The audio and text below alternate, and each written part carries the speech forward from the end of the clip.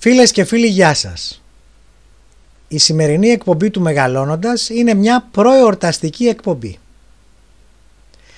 Δεν ξεχνάμε ότι πλησιάζουν οι γιορτές, δύο πολύ μεγάλες γιορτές, οι γιορτές των Χριστουγέννων και της Πρωτοχρονιάς, αλλά και κάποιες άλλες γιορτές γύρω από αυτές. Το θέμα της σημερινής εκπομπής είναι οι διαταραχές του ύπνου. Τα προβλήματα που έχουμε κατά τη διάρκεια του ύπνου μας δηλαδή. Γιατί ενδιαφέρει μια εκπομπή όπως την εκπομπή Μεγαλώνοντας αυτό το θέμα? Την ενδιαφέρει γιατί όσο μεγαλώνουμε τόσο μεγαλώνουν και τα προβλήματα και οι διαταραχές που έχουμε στον ύπνο μας. Οι αριθμοί μας λένε πολλά πράγματα γι' αυτό. Το 50% των ανθρώπων της μεγαλύτερης ηλικίας έχουν προβλήματα ύπνου.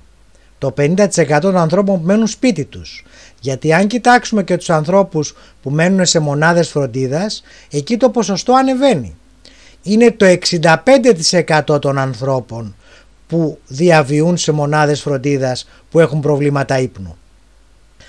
Ο τρόπος με τον οποίο μελετάμε τον ύπνο είναι η μέθοδος της πολυυπνογραφίας.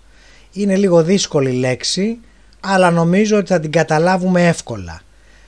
Υπάρχει το πρόθεμα πολύ μπροστά από τη λέξη πολυυπνογραφία, γιατί είναι πάρα πολλές εξετάσεις που γίνονται ταυτόχρονα. Ποιες είναι αυτές οι εξετάσεις? Είναι το ηλεκτροεγκεφαλογράφημα, το οποίο μετράει τα κύματα, τα εγκεφαλικά κύματα. Είναι το ηλεκτροκαρδιογράφημα, το οποίο παρακολουθεί την καρδιακή λειτουργία. Είναι το ηλεκτρομυογράφημα, το οποίο παρακολουθεί τη μυϊκή δραστηριότητα.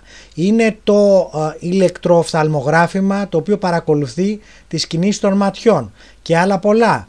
Παρακολουθείται επίσης με μια βιντεοκάμερα η στάση του ύπνου, τυχούσες ανώμαλες κινήσεις κατά τη διάρκεια του ύπνου, αν ροχαλίζει κάποιος.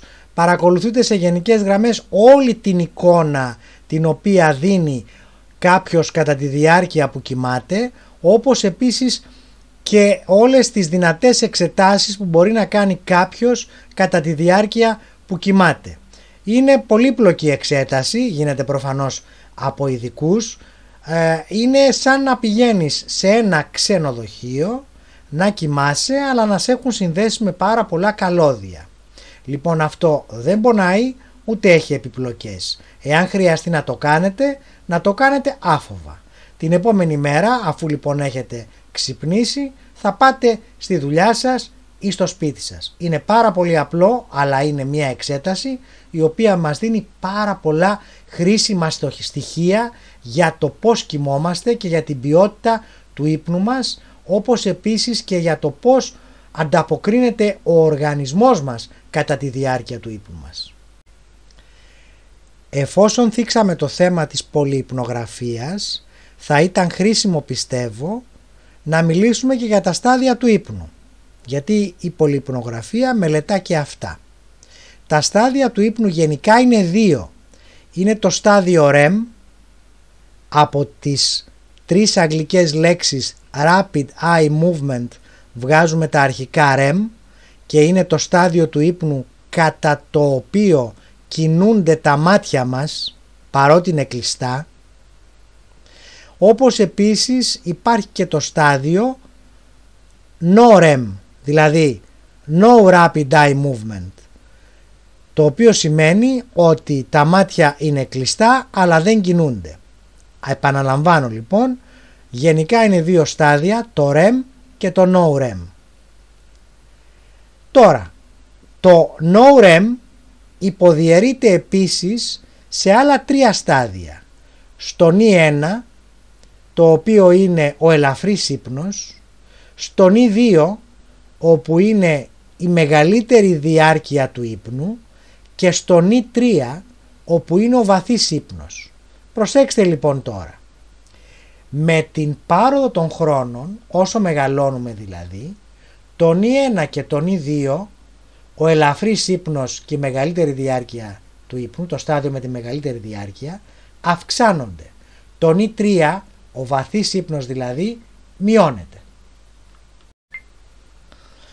Η μελέτη του ύπνου μπορεί να αναδείξει πολλά προβλήματα, όπως ότι κοιμόμαστε πολλή ώρα το πρωί, ότι δυσκολευόμαστε να κοιμηθούμε ή ότι ξυπνάμε αρκετές φορές κατά τη διάρκεια του ύπνου μας. Έχει πολύ μεγάλη σημασία οι εξεταζόμενοι να μας πούν τη δική τους μαρτυρία για το τι προβλήματα αντιμετωπίζουν στον ύπνο, όπως επίσης έχει πολύ μεγάλη σημασία και οι σύντροφοί τους που κοιμούνται μαζί τους, αν υπάρχουν, να μας πούν και εκείνοι ως παρατηρητές τι ακριβώς προβλήματα εμφανίζει ο εξεταζόμενος στον ύπνο του. Φτάσαμε στο τέλος και αυτής της εκπομπής. Εύχομαι να σας είναι ενδιαφέρουσα και να σας φάνηκε ιδιαίτερα χρήσιμη. Μην ξεχάσετε, όσοι δεν το έχετε κάνει και όσες δεν το έχετε κάνει ακόμη, να πατήσετε εγγραφή ή subscribe, έτσι ώστε να λαμβάνετε ενημέρωση όποτε βγαίνει καινούρια εκπομπή του Μεγαλώνοντας. Εγώ από την πλευρά μου σας εύχομαι να περάσετε υπέροχα τις γιορτές που έρχονται, με υγεία και ευτυχία. Καλές γιορτές!